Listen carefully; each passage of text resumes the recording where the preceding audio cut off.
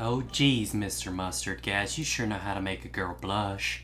Oh, that's just kind of like a sneak preview of what the chat's gonna look like in comp. I really hope there's not cross-team chat. That would be so toxic. Anyways, what is going on? We finally have kind of a roadmap about what's coming for competitive Battlefield. And don't know about you guys, but I'm really excited for it. At first, I thought it was just going to be 5v5 Dom, but as I dove more into the information they gave us on the website, which I will be sharing with you shortly, I got pretty damn excited. So let's get warmed up with a summary. Basically, it's 5v5 focused battles. It's small-scale, contained battles.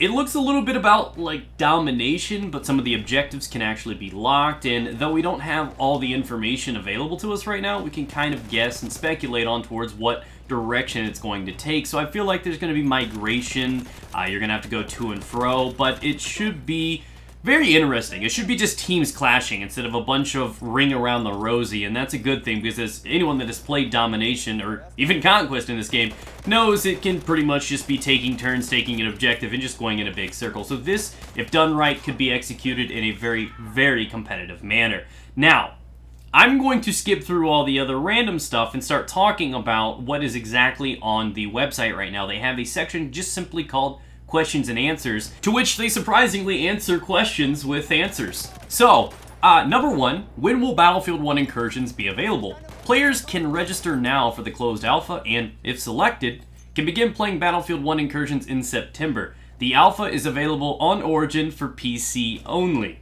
What is the deadline for the closed alpha registration? Registration for the closed alpha ends on August 26, 2017. So, if you want to apply for it and have a chance at getting in and you're a PC player, I'll leave a link for that down in the description of this video, so clicky and sign up now. How many players does the mode support? The Battlefield 1 Incursions Closed Alpha is a 5v5 mode that includes one vehicle per team. The vehicle can be used at any time during a match, but is limited to one per team.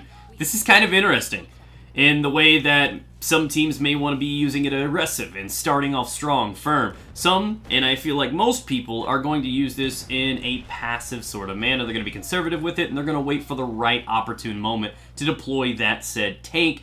And it should be interesting because some teams are probably going to, you know, counter theirs with their tank. So it may trigger and force the other team to call theirs in to try to counteract that decision. But at the same time, if they do it early, theirs get destroyed. You could save yours for the end to kind of control the match. It's going to be a really interesting twist on how it's going to be playing out. I'm actually kind of curious.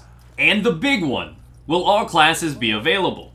The Battlefield 1 Incursion Closed Alpha features kits, a subset of the regular classes. Each kit is designed to represent a specialized role on the battlefield, with both unique features and limitations to gameplay. Gameplay from all classes will be represented through these kits in the Closed Alpha.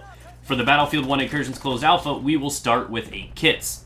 Start, which means in the future, they could obviously evolve, change, or implement new ones. And what's important to understand here is these are basically presets. Unique things and roles designated for one, where they may withhold certain weapons to match that role, and only certain pieces of equipment are going to be available. Even though that is part of a medic kit, you may not be able to have the syringe on that particular role, so on and so forth. So let's share these 8 new presets. The Trench Surgeon is the medic of the team. He's able to heal and revive fallen team members. Confirmed medic. He's got the syringe and some healy heals. The Control Leader, on the other hand, is a master of vision denial with smoke grenades.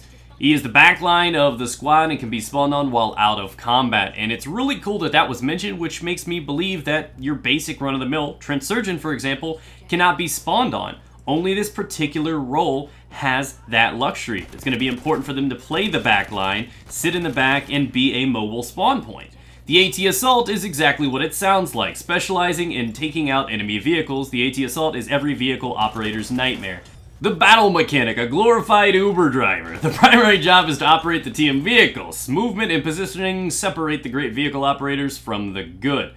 So this is probably going to be that one guy that's really good out of every group that knows how to rock and operate the armor just right. This is going to be a very essential role that I feel like is going to be in every one of these matches. Now, we have mortar support, raining down explosives on foes and providing ammo for friends. The mortar support is superb at controlling areas from afar. Mortars are going to be important.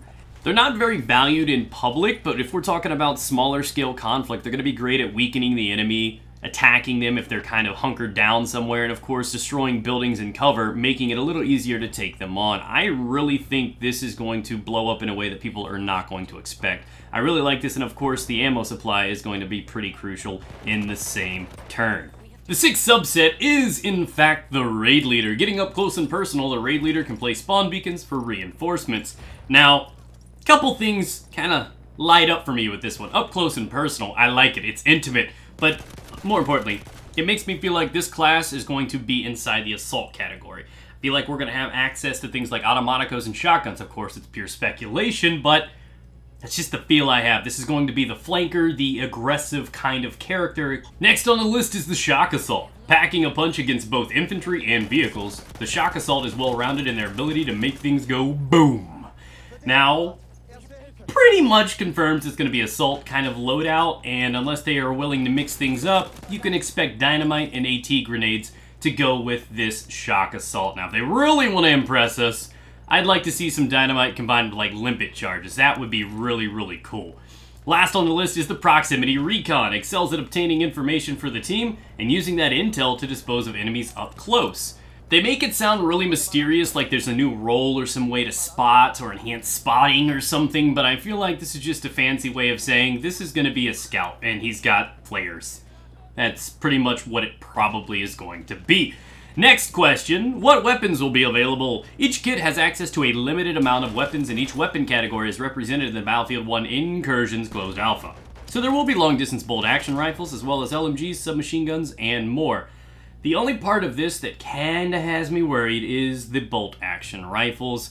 The last thing I want is a sniper in my 5v5 team, and this is coming from a guy who does sniping. And I'm going to be the first one to tell you, no matter how good you are, yes, I'm talking to myself right now, you will always be better with a different role. No matter how great or talented you are with a sniper rifle, if you pick up a medic or an assault or anything else, you will be able to put up better numbers and offer more support to your team always. So unless this new Proximity Recon gives you a really unique advantage, it's probably not going to be seen at all. It's going to be that thing that everyone hates to see because they're going to think they're badasses sniping in a competitive experience. I hope that this doesn't come to being a thing. Next on the list, we have what vehicles will be available. In the closed alpha, the light tank and the armored car will be available to play. Translation, the light tank, because if you only get one, there's no way in hell anyone's choosing that armored car. I'm sorry to tell you. Now, I'm glad they started this way because I feel like heavy tanks will eventually be introduced, and I feel like they're trying to maybe, with the competitive background here, go back to how Battlefield should be.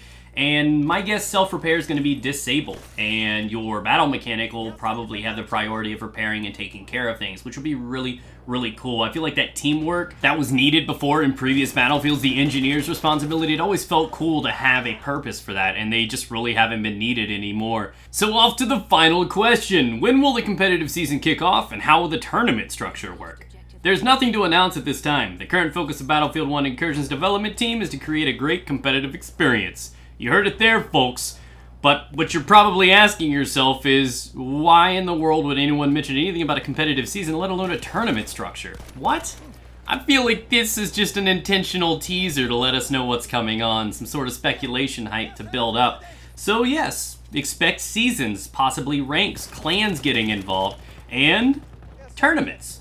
I feel like they're kind of leaving us a little bit of breadcrumbs to work with right there. So, thank you guys for watching. If you enjoyed today's video, be sure to subscribe, stay tuned, and check out the live streams. We stream every day, a bunch of variety, different shooters. And if you like that kind of thing, you can locate it down in the description below. I'll catch you guys live sometime there.